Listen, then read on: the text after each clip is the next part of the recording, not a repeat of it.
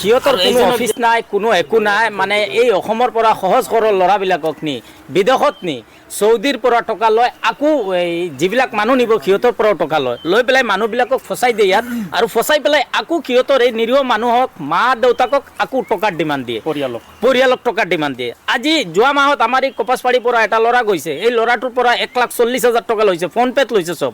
আকৌ চৌদিৰ পৰা কিমান 5,000 দিৰাম শুনা পাইছোঁ লৈছে, লৈ পেলাই এই চৌদিটো পুৰাণা ড্ৰাইভাৰ কৈ নতুন ড্ৰাইভাৰ লৈ নিদি দিছে। চৌদি এতিয়া ঘৰৰ পৰা ওলাই দিছে আৰু ৰাস্তাই ৰাস্তাই কান্দি আছে, ল'ৰাটো কান্দি আছে। তাৰপিছত মোৰ এটা পেজত মই ভিডিঅ'টো এৰিছিলোঁ।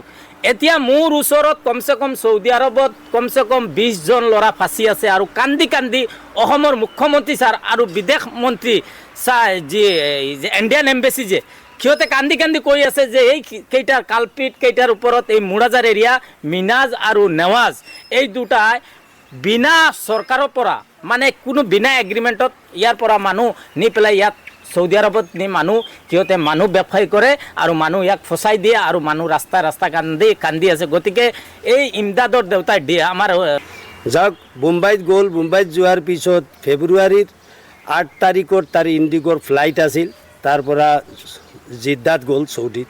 যোৱাৰ পিছত এই নেৱাজ নামৰ ল'ৰাটোৱে এক ৰাতি তাৰ ঘৰত জিৰণি হিচাপত মোৰ ল'ৰাটো ৰাখিছে। ৰখাৰ পিছত পিছদিনাখন এজন আৰবীৰ ঘৰত লৈ গ'ল। লৈ যোৱাৰ পিছত মোৰ ল'ৰাটো তাত এৰি থৈ আহিলে। মোৰ ল'ৰাটোৰ পৰা প্ৰায় 2 লাখ টকা ল'লে। আকৌ চৌদিজনৰ পৰা ল'লে 5,000 দিৰাম। 5,000 দিৰামৰ মই ইমান বুজি নাপাওঁ কিমান টকা। তাৰমানে কৈছে ল'ৰাটোক যাৱতীয় খৰচ আমি বহন কৰি আনিব লাগিব। সেই মানুহজনে আকৌ নহ'ল, আকৌ যাই আনিলে আৰু 3,000 দিৰাম। মুঠতে বৰ্তমান এনেকুৱা ছিষ্টেমত মোৰ ল'ৰাটোক বিপদত পেলাইছে। ল'ৰাটো গাড়ী চালক হিচাপে ঠিকেই আছে, চলাব পাৰে। চৌদি মানুহজনৰ 10-12 দিন গাড়ী চলাইছে, আমি ফটোটো দেখিছোঁ, ইমান ভাল লাগিছে। কিন্তু চৌদিৰ মানুহজনৰ কথাবিলাক বুজি নাপায় বা প্ৰতি প্ৰশ্নৰ উত্তৰো দিব নোৱাৰাত চৌদিৰ মানুহজনে গালি গৰাজ কৰি মোৰ ল'ৰাটোক